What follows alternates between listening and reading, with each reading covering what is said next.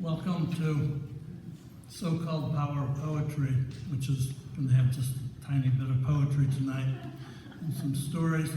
There's a backstory to this music we just heard. Was it 2 weeks ago, Evie? Or 3? 2 weeks ago, Evie had been practicing these pieces for 4 months with her friend Gary from Interlochen. And Gary developed a condition that required emergency surgery to save his life, and he just got out of the hospital.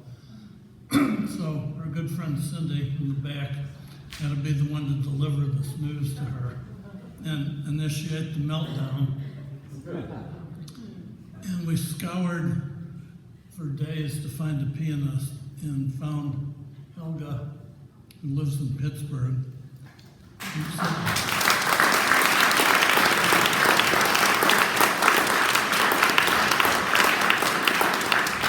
And they talked, and we scanned music and sent music, and they just met this afternoon and practiced for 2 hours.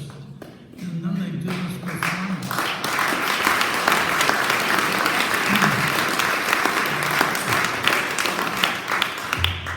So big thanks to Helga, big thanks to Evie.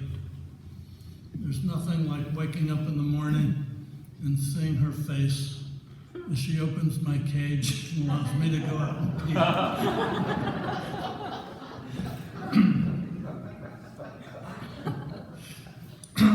We have some great performers tonight. I hung out with them all day and just did a lot of laughing, but there's always room for more of that. But I'm going to do a little poetry introduction, and then we have a wonderful young lady who participated in Poetry Out Loud that's going to share her piece with us.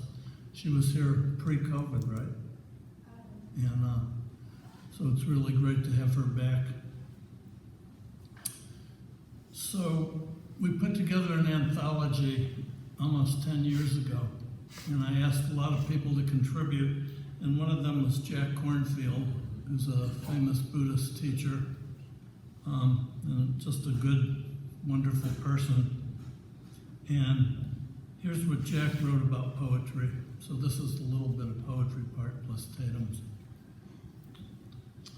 Jack says, I'm not much of a poet as a poet groupie, and so I'm more of a storyteller, and I use poetry to help remind people of the possibilities in their spirits and in the world. There's a deep tradition of poetry as an expression of the awakened heart. The very first words that the Buddha uttered after his enlightenment was a poem where he begins, O house builder, thou art seen at last. And house builder means the builder of this house of sorrows. You were seen at last, smashed as the ridgepole, broken the rafters, open to the freedom of the world, no more imprisoned by sorrow am I. So his very first words were a poem, and as I began to study in the monastery, I saw that poetry was really the linguistic voice of the inner life that meant a lot to me. Chapter 2. Abdul Qasim Ismail, Grand Vizier of Persia in the 10th century, couldn't bear to part with his 117,000 volume library of sacred texts. Text and poetry when he traveled, so he had the books carried by a caravan of 400 camels, trained in such a way as to walk to keep the library in alphabetical order. And I like it for its humor, but I also like it because it speaks about how when we become a poet and when we read great poetry, we're really part of a lineage of thousands of years of human beings trying to give voice to something that's inspired or heartbreaking, or often both.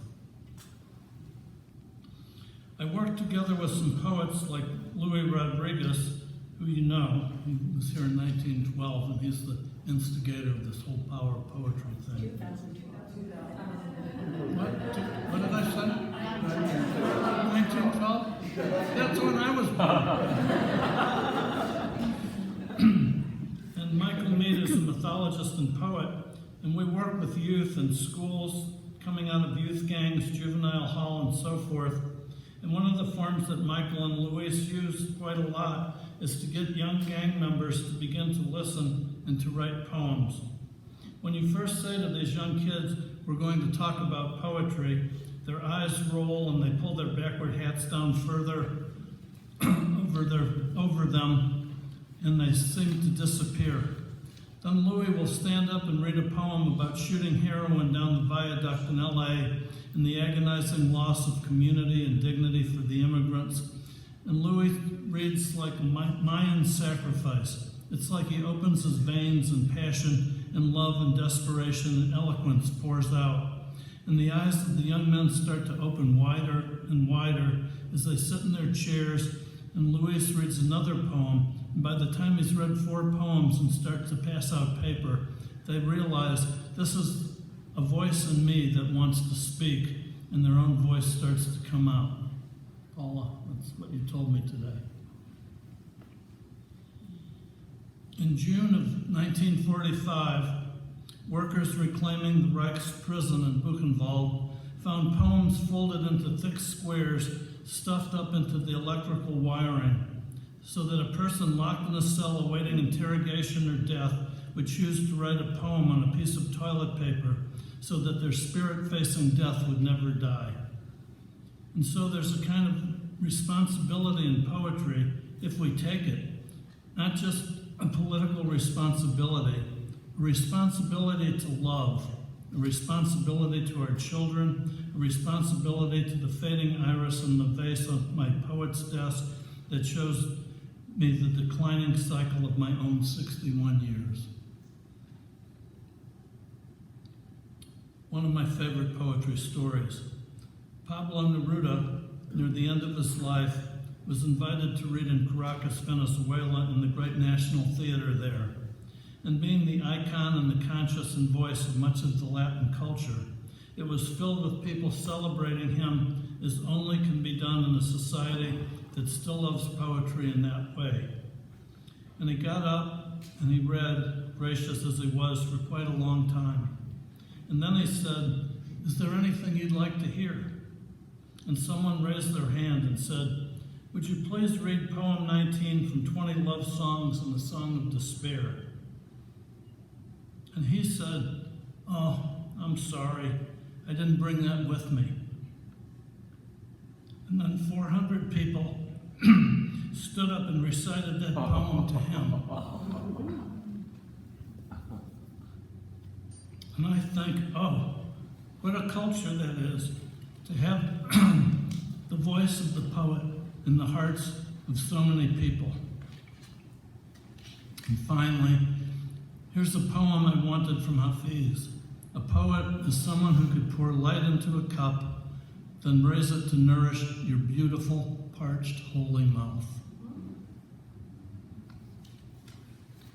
Thank you, Jack.